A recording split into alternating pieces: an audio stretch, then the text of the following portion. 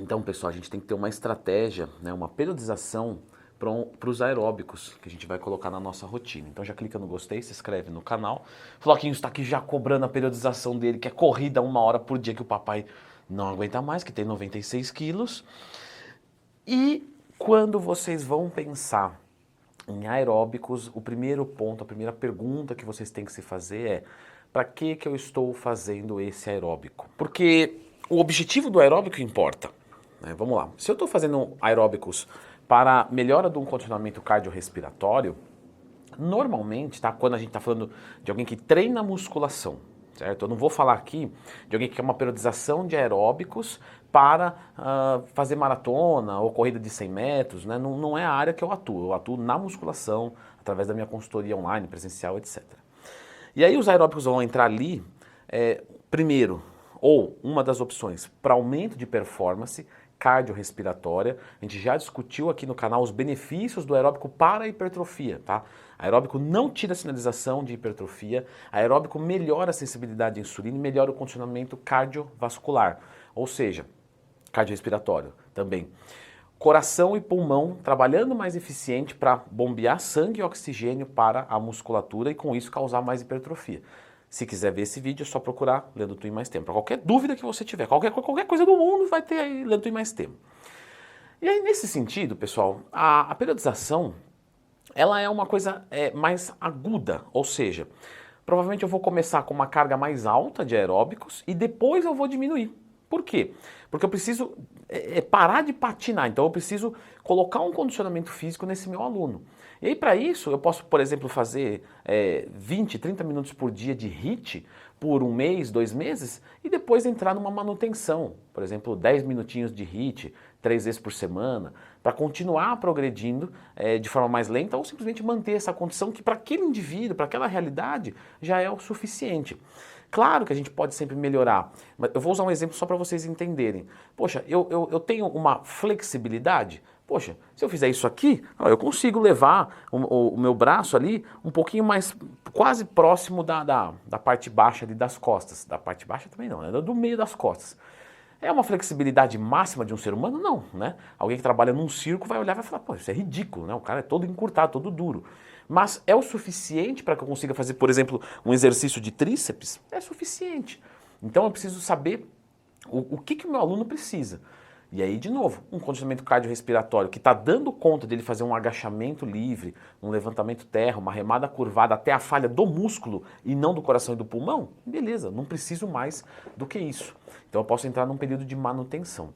Então se a sua necessidade é melhora do condicionamento cardiorrespiratório, você começa com volume alto e com intensidade alta. Então, um aeróbico em jejum, por exemplo, não é muito eficiente. Por quê?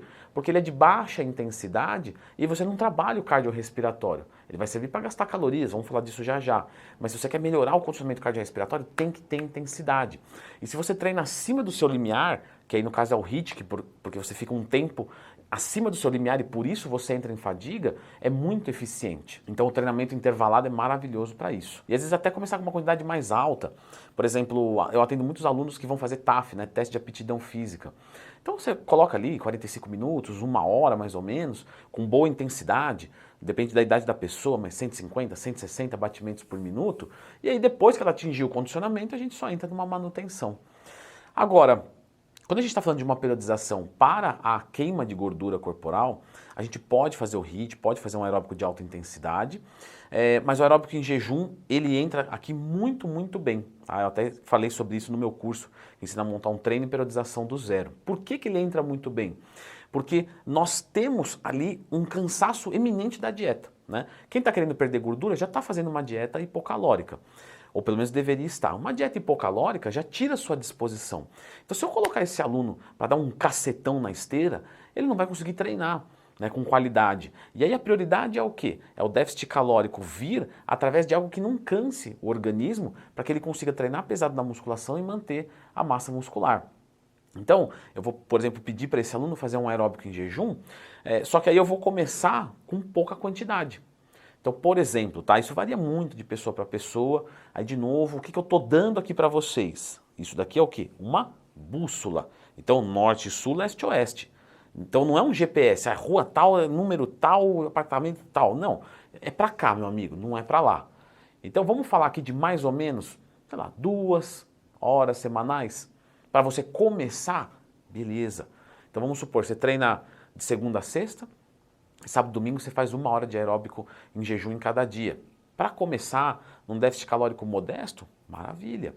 Aí a gente vai progredindo e o nosso corpo, ele não quer que você morra, certo?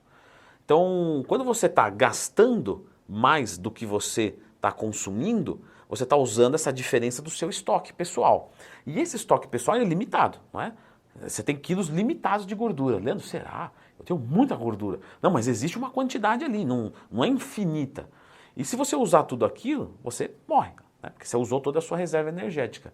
Então o seu organismo ele vai tentar frear. Então por isso que você cai taxa metabólica basal durante uma dieta de emagrecimento. É um instinto de sobrevivência. E o que vai acontecer?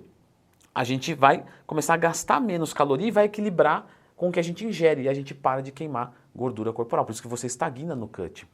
E aí o que vai acontecer? O que você pode fazer? Você pode diminuir a caloria da sua dieta, só que lembra disso. Quanto menos você comer, menos você vai ser.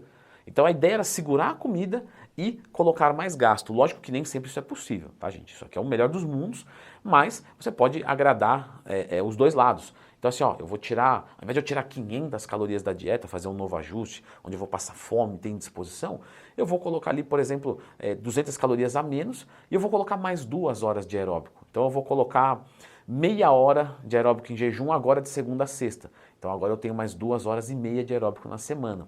E assim você vai fazendo essa periodização, você vai subindo essa carga de aeróbicos. O cut obrigatoriamente deve ser o aeróbico em jejum para não cansar o atleta ou a pessoa, para fazer musculação pesado? Não, não necessariamente. Vamos assumir que eu estou trabalhando com um aluno da consultoria e esse aluno, além de ele precisar secar, ele também precisa melhorar o condicionamento cardiorrespiratório porque virou um gargalo no treino. Ele não consegue treinar perna pesado porque o condicionamento dele é ruim. Então eu posso unir o útil ao agradável. Quer dizer, Leandro, fazer cardio nunca é agradável. Ok, eu concordo com você, eu também não gosto, mas a gente tem que fazer.